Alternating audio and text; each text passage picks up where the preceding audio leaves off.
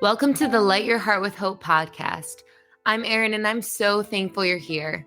My hope and prayer is that through listening to today's episode, God will encourage you and do immeasurably more than all you can ask or imagine. Jeremiah 29:11 says, "For I know the plans I have for you, declares the Lord, plans to prosper you and not to harm you, plans to give you hope and a future." Kasey's story is evidence of this truth. She is honest and real about her deep hurt and anger towards God. She questioned him and asked why. But in the midst of it all, she found a purpose in the pain. She discovered that God was orchestrating a far greater plan through it all.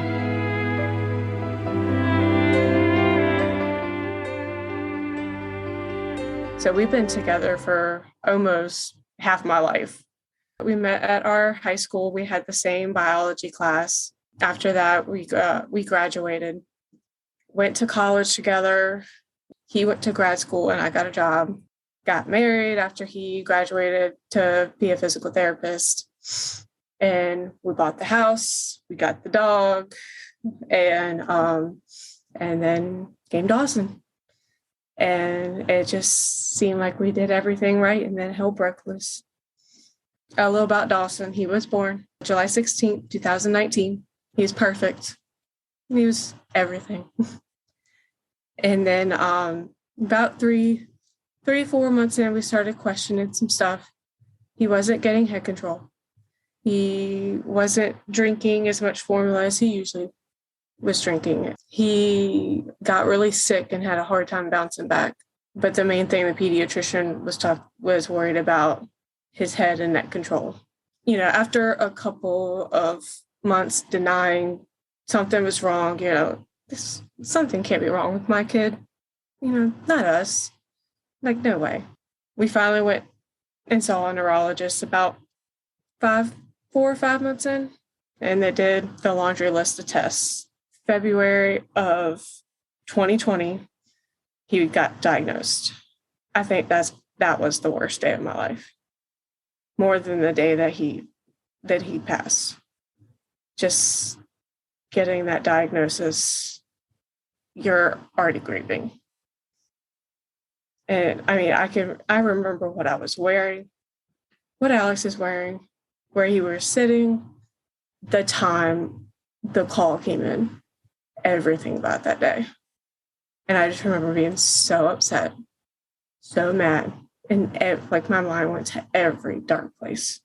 I wouldn't have got through it if it wasn't for Alex and us needing to be strong for him, because there's no way I could have gave up. I couldn't have given up and, leave Dawson to deal with this by himself. I screamed. I cried. We cried multiple times. And then I was like, okay, what do we need to do? Then I was sitting there talking with Alex. I was like, oh my God, we got to tell our parents. I was like, I can't have this whole conversation 3 times.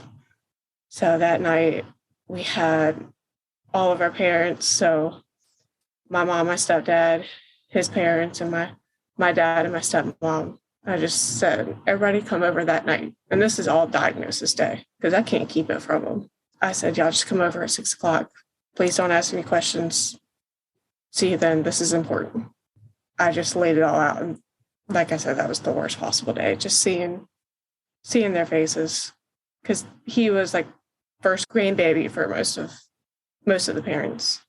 I pray and pray I never have to do that again. Just to tell them that he may only live to be 2. I'll never forget their faces.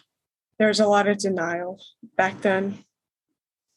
Like, I remember on the conversation with the neurologist, I kept asking Dr. Brown, 2 years? I only get 2 more years with him?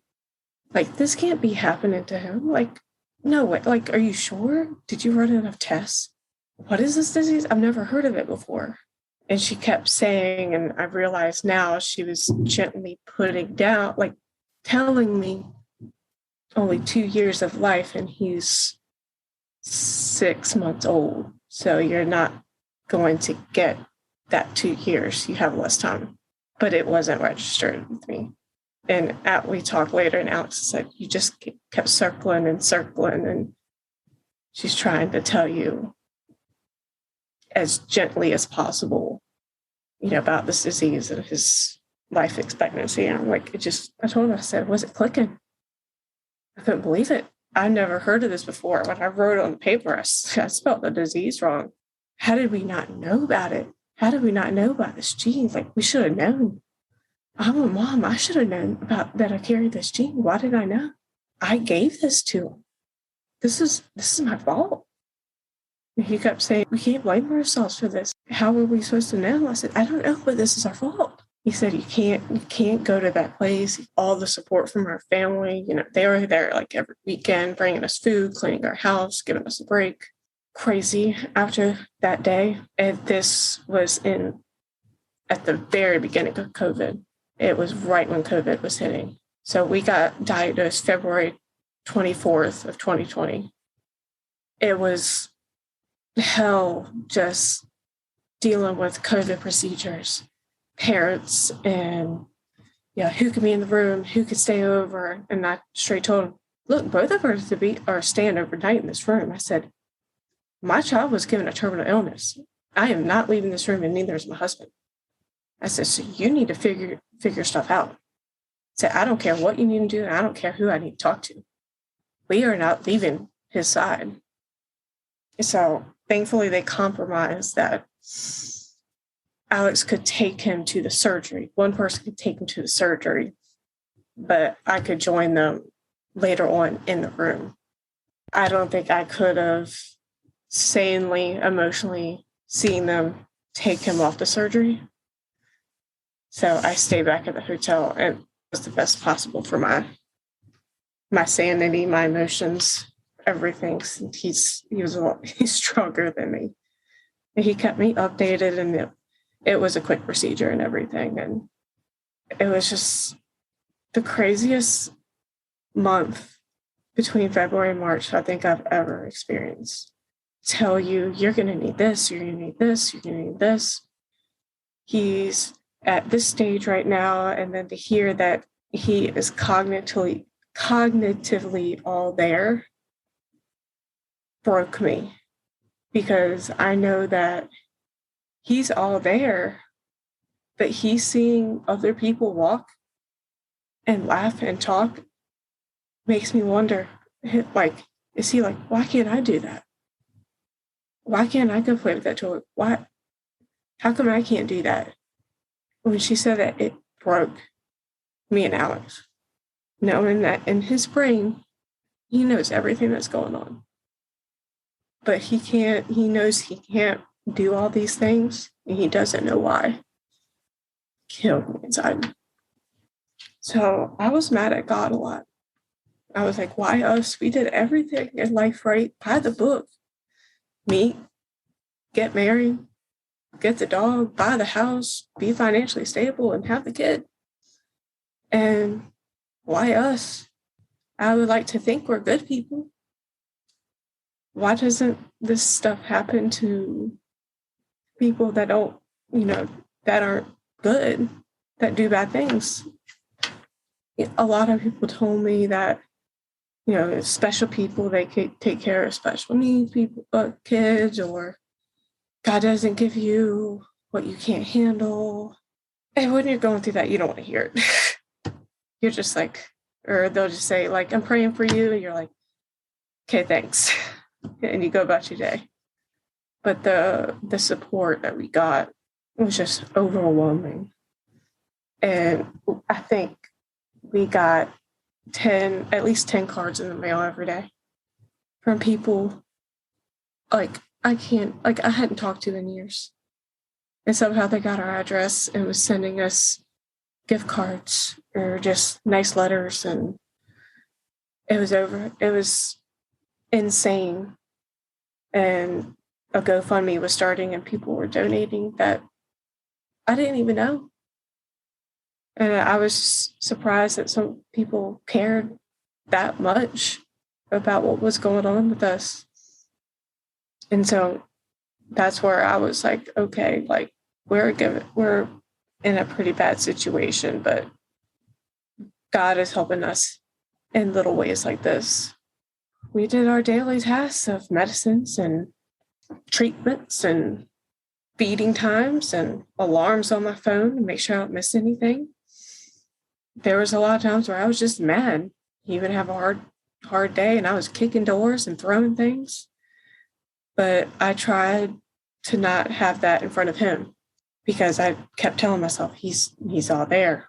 I don't want him to really see that I was crying or throwing a fit because I don't want to make him upset.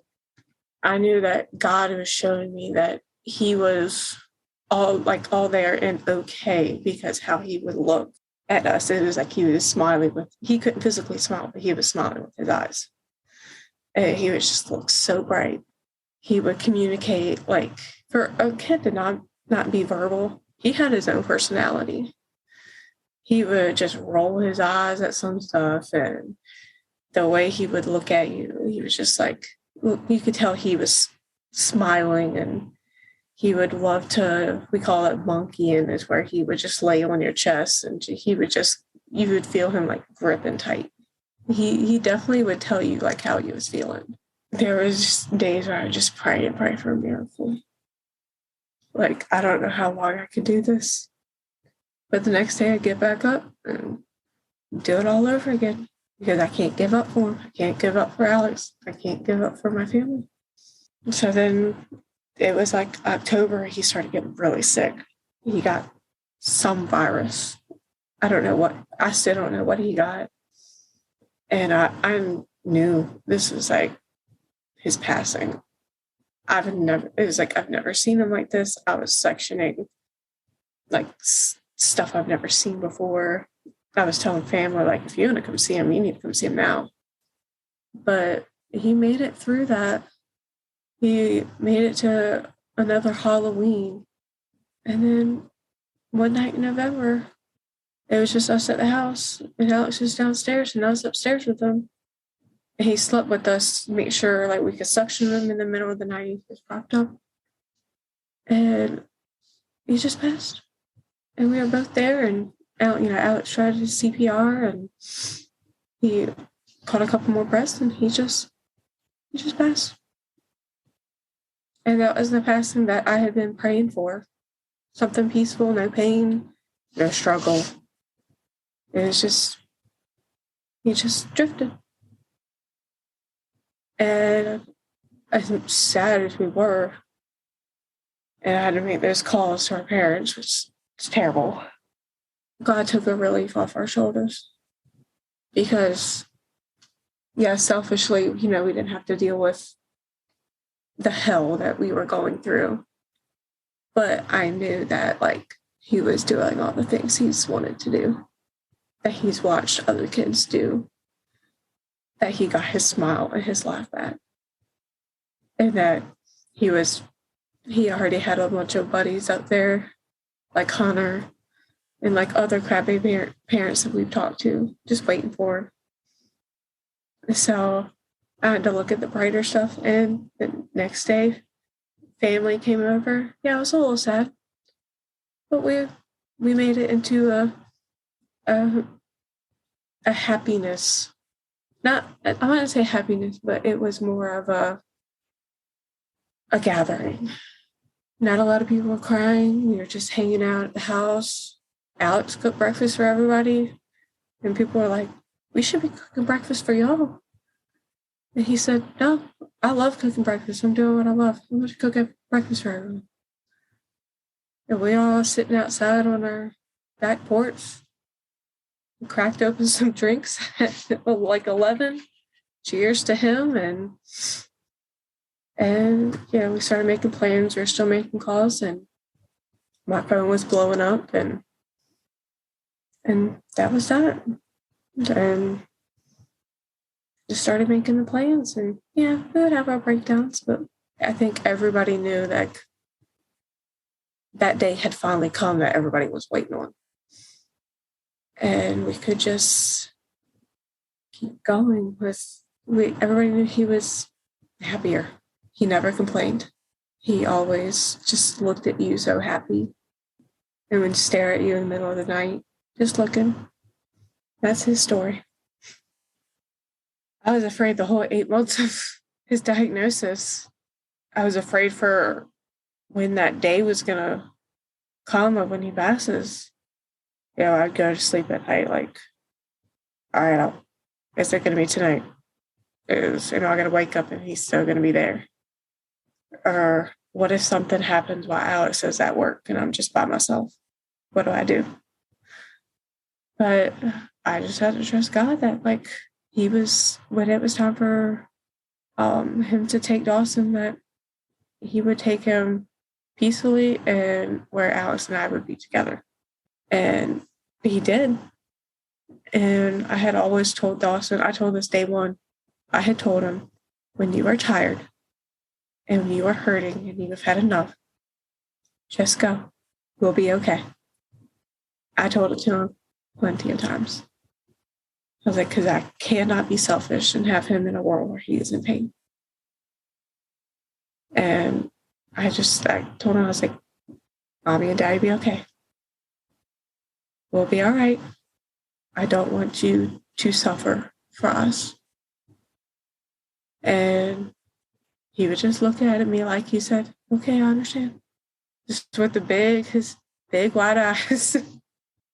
I was afraid those times where, he was sick, or especially the time before his diagnosis, and we were trying to get him to eat his formula, like by bottle, and he would just aspirate on it and throw it up. And I'm like, we didn't know why this is happening. And he had spent a week at the Children's Hospital. We just didn't know what was going on. Those are big times that I was afraid, just waiting on that diagnosis.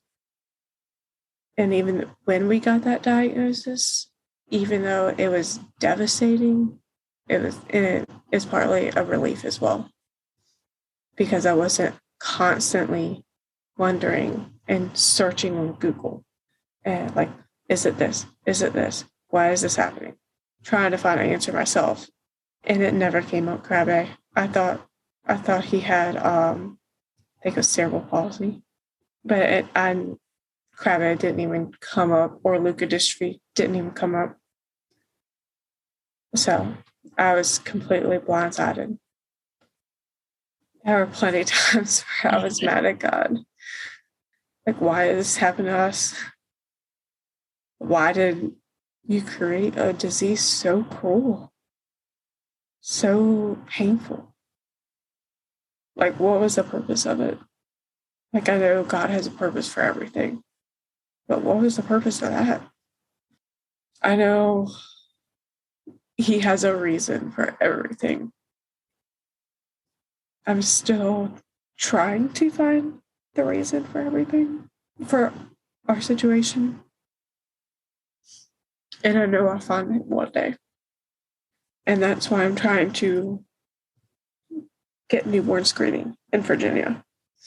Because I think that's my reason that it happened to me, because I'm annoying my delegate, governor, everybody in Virginia to get this passed.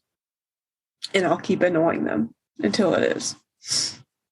Because a big thing that I was mad at God is, why didn't you push these doctors on the Board of Health to say, yes, we believe Krabbe should be added to newborn screening back in 2020? Why did they have to say no? You know this should be added. The vote was 4 days after Dawson passed, and I testified and poured my heart out in front of all these doctors, and they still said no. Like, I was asking God, like, why? Like, why are you saying no? Again, this is at least the second time we've tried to get it passed in Virginia. Why are you saying no?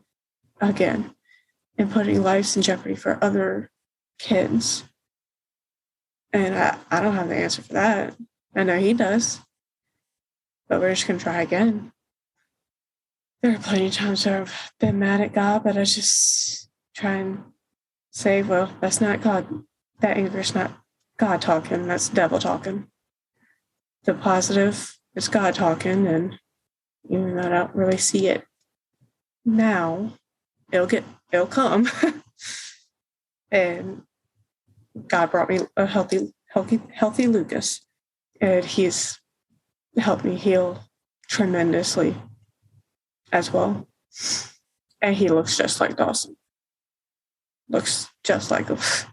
I just have to keep telling myself there's a plan, and he wouldn't just take an innocent boy from us without having a greater plan. When he passed, the onesie he was wearing said lifesaver on it. So that makes me tell me that we're going to get newborn screening passed, and they're going to know Dawson's name. And because I won't stop saying it. And he's going to help save lives. A lot of times where I kind of felt alone if I was at a party and there were kids that were Dawson's age there and they're all playing, and I'm like, well, my son should be here. He died from an illness, but he should be here. And not a lot of people can relate. Not to mention it was literally the time of COVID. So everybody was so hesitant of, do I touch him? Do I come over? Do you need me to wear a mask? What do we do? Da-da-da. And it's like, I'm dealing with my child being diagnosed with a terminal illness. You want to tack that on a pandemic? Like, good God. I think Alex and I will always suffer. Dealing with this, we'll always have some sort of PTSD. The same with our family. But we've learned that we can't harp on it. Because even though we've dealt with something totally devastating, there's somebody else out there dealing with something worse. At least we still have each other. Something could have happened to me or something could happen to him, and either one of us could be really alone. Like, that would be terrible. But the joy is just always having a support system. People still ask us to go do stuff. People still say Dawson's name. Like, he's still here. Yeah, I think some people are hesitant to say anything about Dawson because they don't want to trigger us. But I would rather somebody speak about him than not tiptoe around the subject. And then our new joy is Lucas. He may be a handful sometimes, but when he shoots that smile, my heart just melts. And another joy is that I'm just trying to get in the rare disease space as much as possible.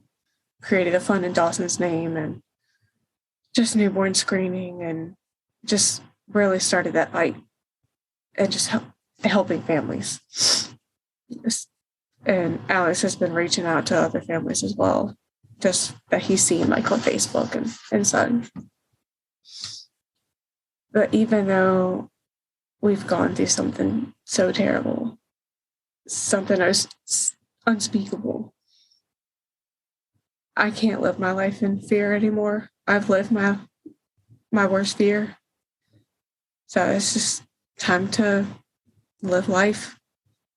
I would tell others that you may not think it will get better, but it will. I could have easily laid in bed all day with my dog and not done anything. But I had to find reasons to get out of bed. One, I had to feed my dog.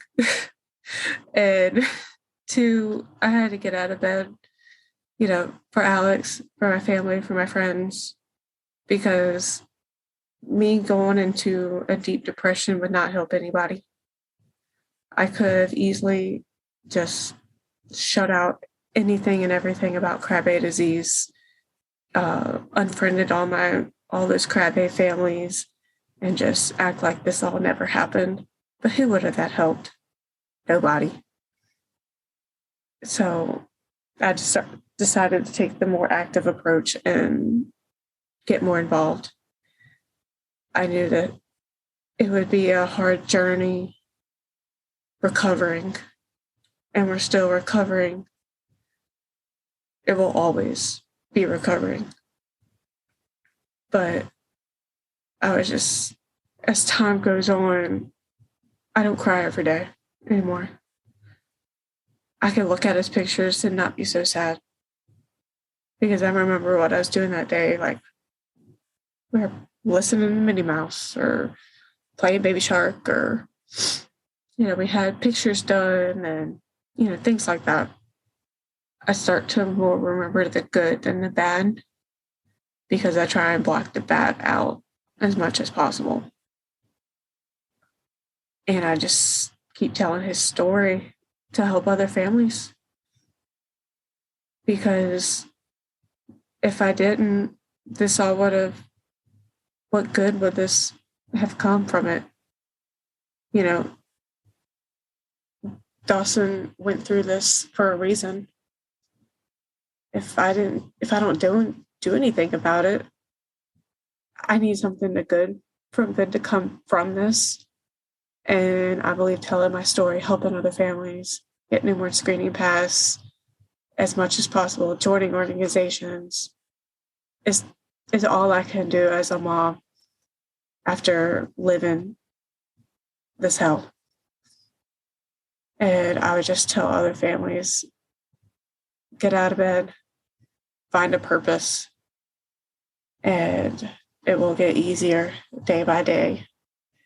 Because I was more depressed seeing the disease every day, seeing the pain it caused him. And once he passed, of course, I was devastated. But I found a new purpose of making sure that his name never was forgotten. And that was my drive. He taught me how nonverbal kids sure do have a personality. He taught me to look at special needs kids in a different way. He taught me how strong you can actually be when you need to be.